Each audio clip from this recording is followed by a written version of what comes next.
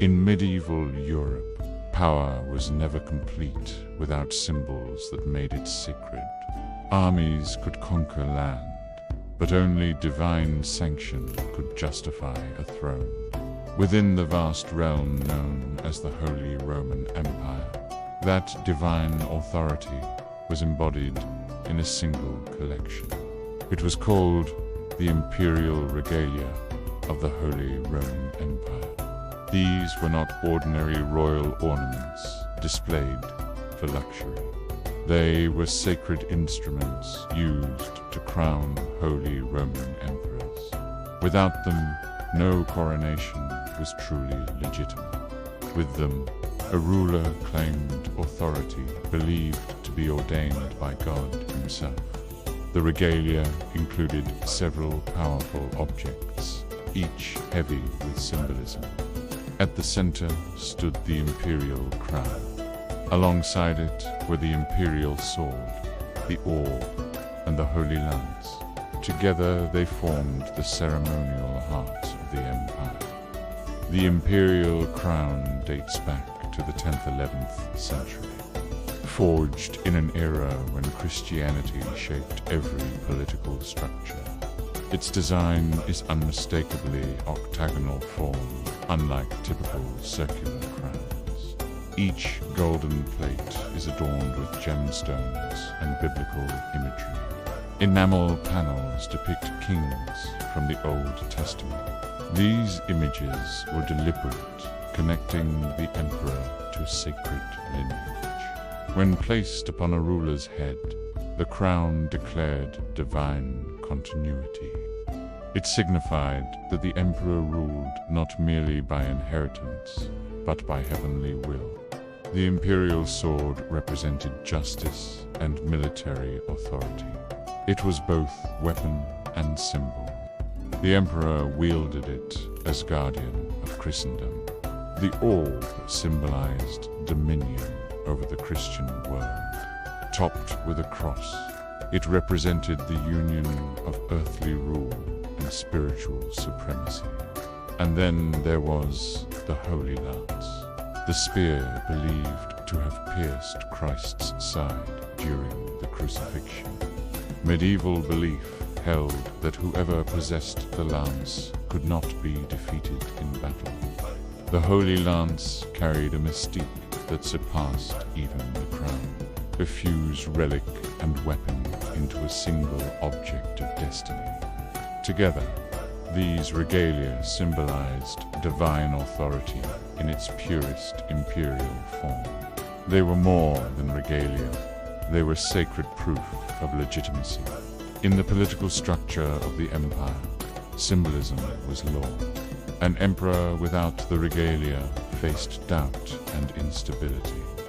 Losing them meant losing claim to the throne itself. Rival claimants could exploit their absence to challenge authority.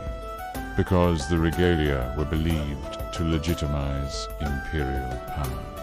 For centuries, they were kept in Nuremberg. The city became their spiritual and ceremonial stronghold. There, they were safeguarded with extraordinary caution. They were displayed only during specific holy days and coronations. Citizens regarded them not just as political artifacts, but as sacred treasures. During times of peace, they rested securely within fortified walls. But Europe rarely remained peaceful for long. Wars erupted across the continent. Religious conflicts shattered unity. Invasions threatened imperial cities. During such turmoil, the regalia were moved for protection.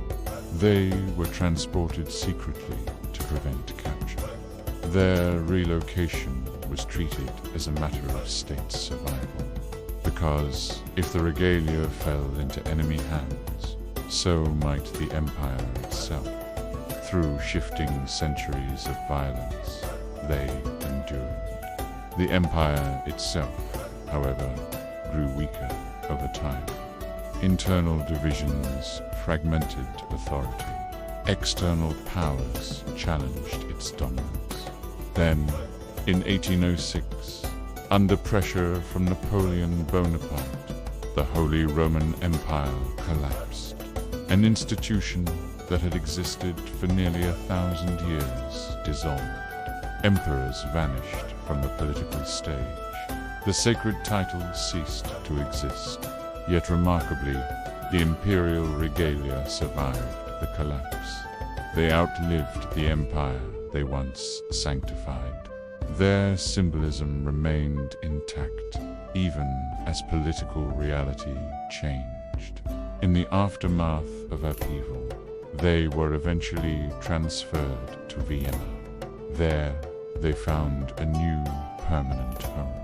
Today, they are preserved in the Imperial Treasury in Vienna. Visitors walk through quiet halls where emperors once stood crowned. The imperial crown gleams beneath controlled lighting. The sword rests motionless, no longer raised in command. The orb reflects the world it once symbolically governed. The Holy Lance lies still, detached from battlefield destiny. They no longer create emperors.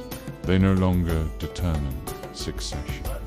But they continue to command reverence. They represent nearly a millennium of European political theology. They remind us that authority once required sacred endorsement. They embody a time when faith and empire were inseparable. Though the Holy Roman Empire no longer exists, its regalia endure, silent witnesses to coronations, wars, betrayals, and reforms. Proof that symbols can outlast institutions. The Imperial Regalia of the Holy Roman Empire remain in the eternal relics of divine ambition, imperial destiny, and a vanished throne.